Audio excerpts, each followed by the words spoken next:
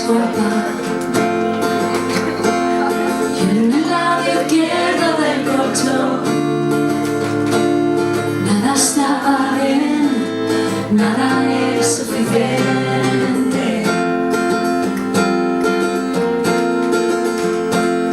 Me tocó a mí renunciar a todo.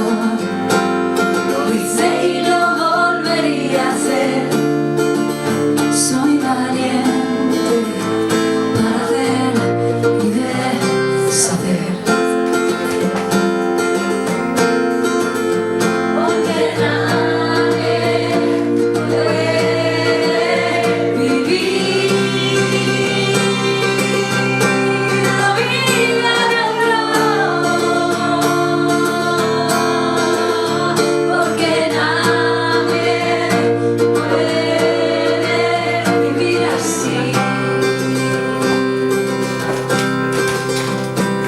El agua siempre encuentra su camino. El acuerdo se termina por romper.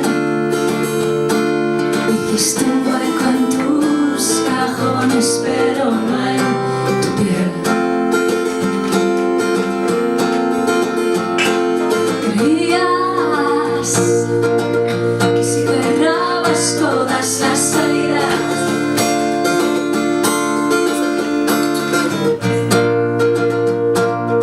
era otra manera de querer.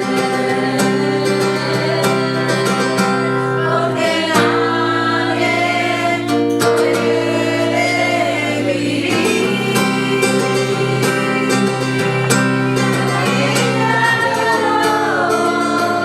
la vida de otro. Porque nadie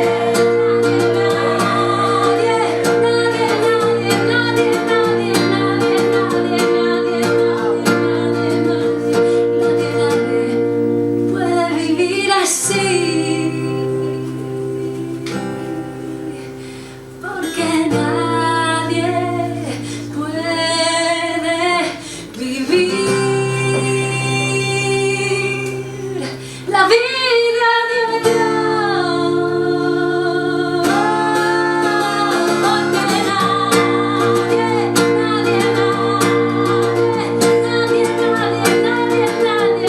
nadie puede vivir así.